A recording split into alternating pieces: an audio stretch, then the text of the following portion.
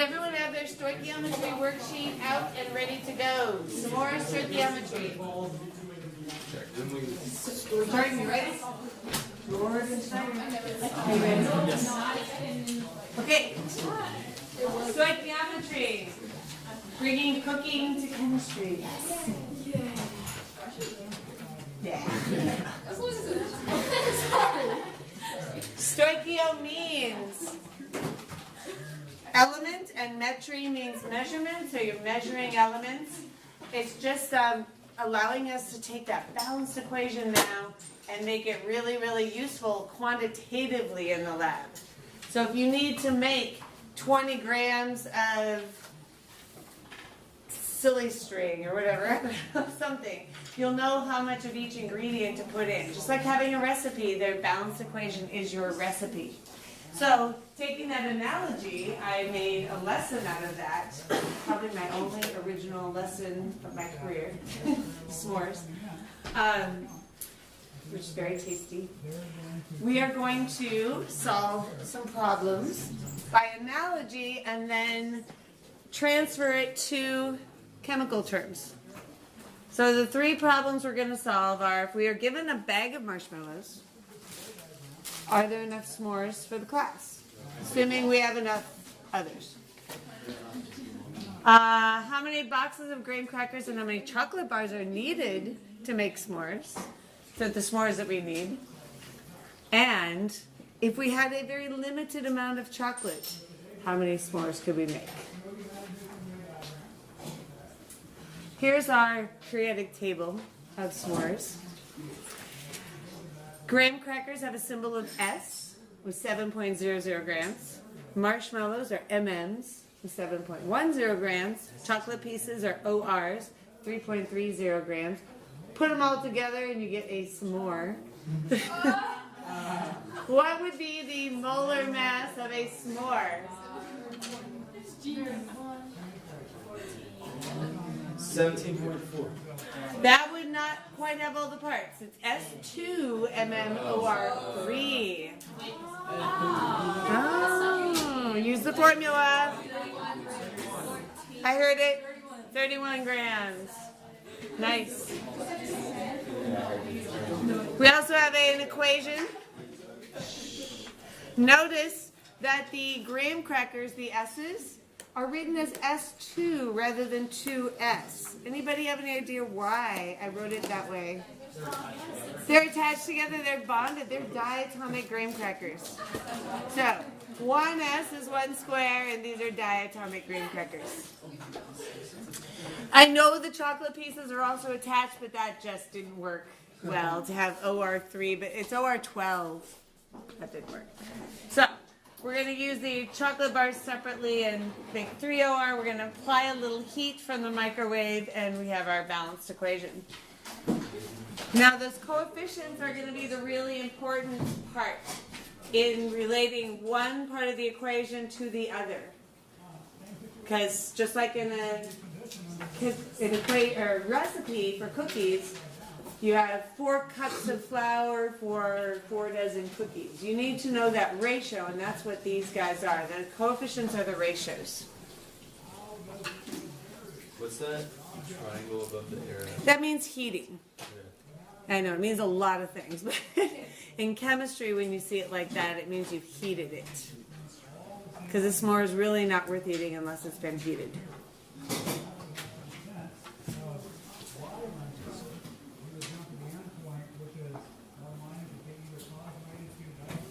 A little bit of physics in with our chemistry. Okay, first step, you always have to have a balanced equation. Next, we are typically given amounts of grams because that's something we weigh out in the lab. But the grams don't apply to the ratios that we have. Those are moles. And so we have to convert grams into units. So for marshmallows, that would be individual marshmallows. If we have 283 grams of marshmallows in a bag, without opening it up and counting, how many individual units are there? How would we do that mathematically? Grams are in 1 marshmallow. Look at your little periodic table of marshmallows. 283 grams of MMs. What's the mass of one individual MM? 7.10 grams.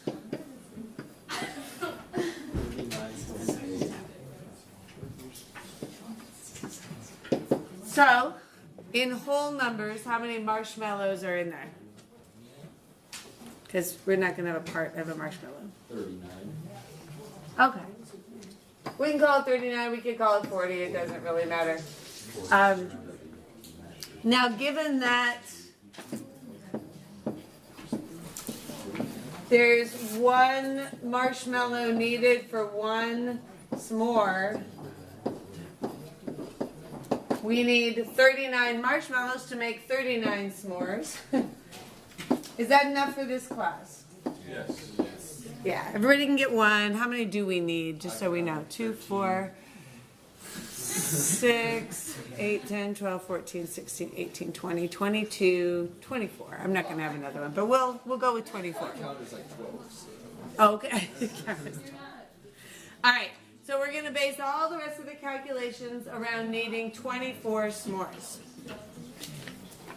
So far, the first two steps are things that we've done before. We've balanced equations. We've changed grams into moles. Yes, Nicole? Parents are vegetarian and You know what? I set one of my students with a task years ago, and she hasn't accomplished it yet. Her job was to make a vegetarian marshmallow. Hasn't happened yet. Are there such a thing? Why are marshmallows? What are they made of? Is there one? She hasn't. My student hasn't done it yet, but I gave her the task. But I call You can have the other parts if you want. It's I didn't want to say it, but Weird stuff. Vegetarian hooves. What's wrong with hooves? part. All right. So now we want to relate the marshmallows and the s'mores to other parts to make sure we have enough graham crackers and chocolate bars. To make enough s'mores for everyone, how many graham crackers and chocolate segments do we need? We'll use the ratios from the equation. The information we need comes from the coefficients in the chemical equation. So we're going to use those 1:1 to 3:1 ratios to do that. Let's do graham crackers first. So if we need 24 s'mores, how many diatomic graham crackers do we need? Let's go with the diatomics. So for every one s'more, how many diatomic graham crackers do we need? Look at the equation. 1. 1 diatomic graham cracker for every one s'more. So we need 24 diatomic graham crackers.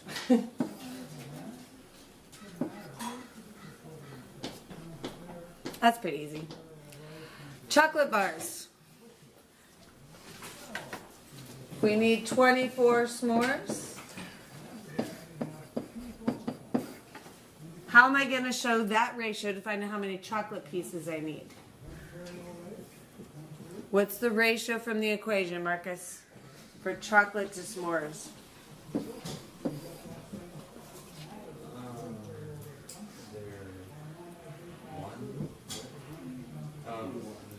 How many pieces of chocolate do I need for every one s'more?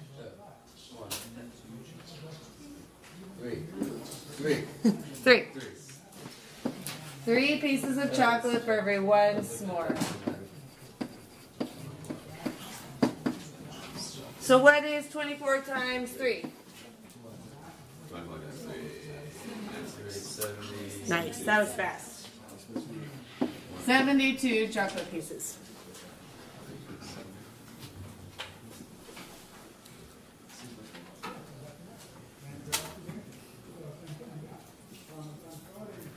It's a lot of pieces. We have enough, I think. Okay, this is the step that's new. We haven't done it, but it's not very hard. Just using those coefficients in a balanced equation. It'll look a little different when you're using an actual chemical equation, but you'll be able to do it. Okay, so now in the lab, we can't weigh out moles, so we have to then take that new information we have and convert it back to grams. So how many grams of graham crackers do we need? What was that number of graham crackers that we needed? 24, thank you. So how am I going to convert 24 diatomic graham crackers back into the mass of the graham crackers? What? I just can't hear you. Times the 70 that one. Okay, does a diatomic graham cracker weigh 7 grams? 14. I think the marshmallow is 7.1. It's okay. So yeah, people when they're doing the chemistry conversions, they often forget to double the mass when you have diatomics. Another reason I wanted to use it that way. So what's 24 times 14? Who can do that one in their head? Matthew. Good job. You weren't raising your hand? No, I wasn't. How many? 336. Okay, excellent. So we'll quickly figure that out, but let's figure out how many grams of chocolate we need. So we needed 84 pieces of chocolate. Oh, that was last class, yeah. 72 chocolate pieces. Their mass was 3.3.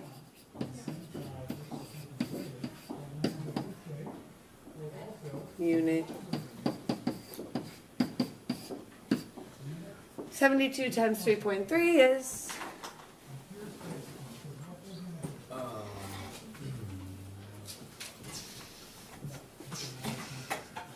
237.6. nice, fast. Okay, so those are the masses.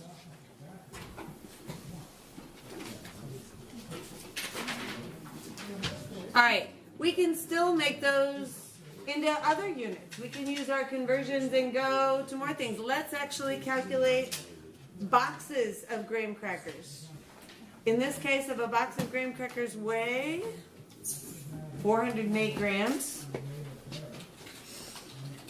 So we need 336 grams of graham crackers. There's for every one box, 409 grams. What portion of the box should we end up needing? What's 336 divided by 409?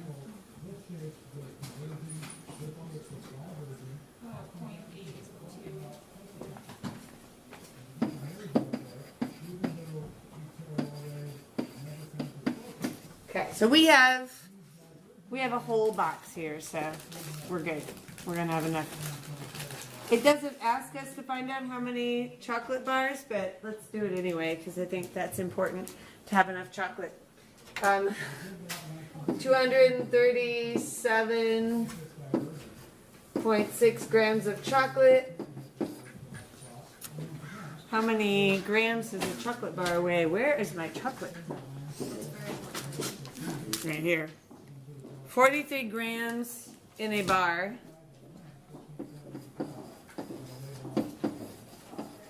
What is 237.6 divided by 43? See if we have enough chocolate bars here with this pack of 6.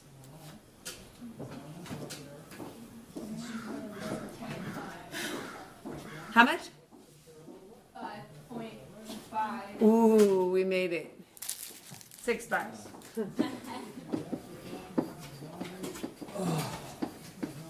Alright, and that's very useful because it looks a little weird to stand in Safeway and count the chocolate segments like this. Kind of braille counting. It's just a little creepy, so I try to avoid that. I can use this calculation to do it in another way. Okay, what else does it ask us to do on 5th step? There's some other things we could do. If, let's say, I have 1 bar left over at the end of the day, I want to see how many colleagues I can give s'mores to. How many s'mores could I make with 1 bar? How could we do that? So that would be 43 grams of chocolate in 1 bar. Oh wait.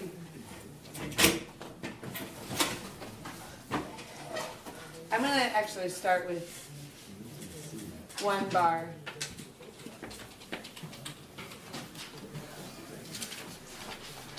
That's okay. 43 grams in 1 bar. You can start either way. How many grams per piece of chocolate?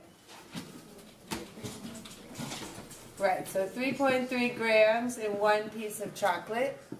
How many pieces of chocolate do I need per s'more? 3 pieces of chocolate for 1 s'more. So how many s'mores can I make in 1 bar of chocolate? Assuming I have leftovers of the other parts.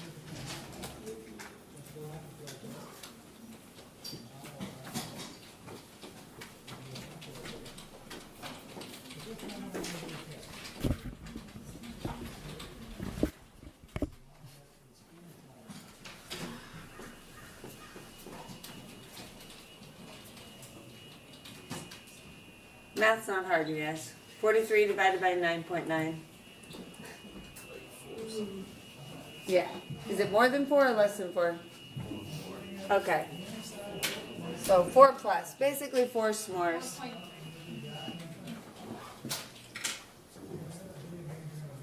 Excellent. So who should I give the s'mores to? Colleagues, I said. You're going to get one. Mr. Clark usually wants one. No. Oh, okay. Yeah. Rich usually wants one. Pat usually doesn't. Usually says no.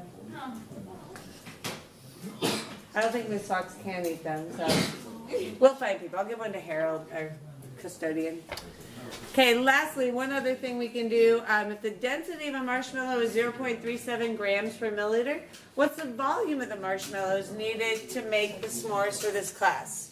So 24 marshmallows for the 24 s'mores. How can I get to volume? What do you think?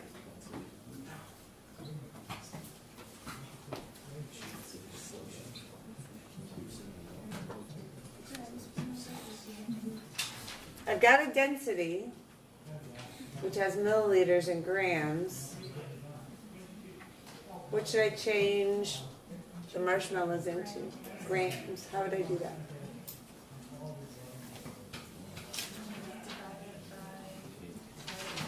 Or no, multiply it by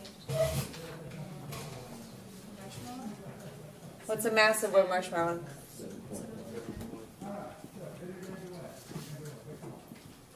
Then how can I use the density to go from mass to volume? How much? Grams. Yeah, but where am I going to put what? Yeah.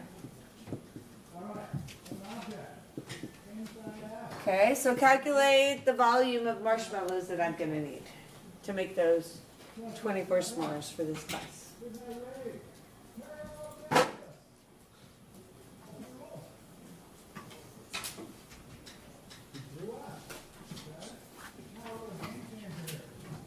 Like a big number.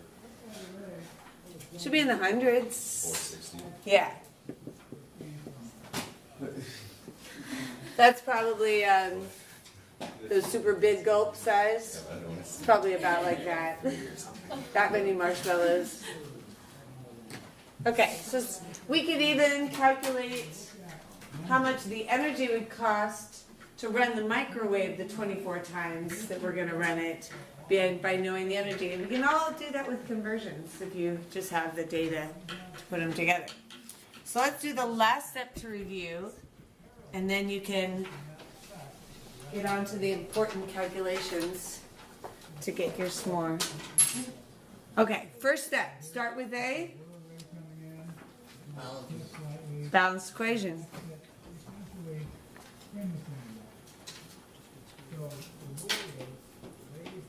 Second step, convert whatever you're given, the mass of what you're given, into moles.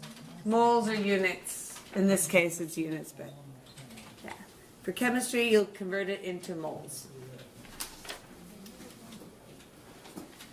Then we're going to relate those moles of what we're given to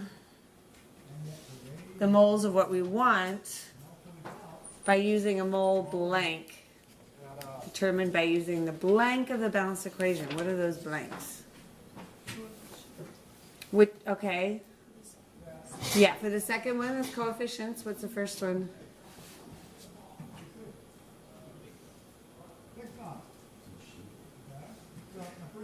The coefficients tell us the mole. Starts with an R. Ratio. Okay, so once you have the moles of what you're interested in, then you can convert those moles back into what's the most useful unit in chemistry? That you can weigh in the lab. Sorry, in the lab. Mass. Yeah. But you're right, moles might be more important in general. Awesome. That's all there is to it. It's not that hard. So to transfer this to a chemical situation, I want you to solve a chemistry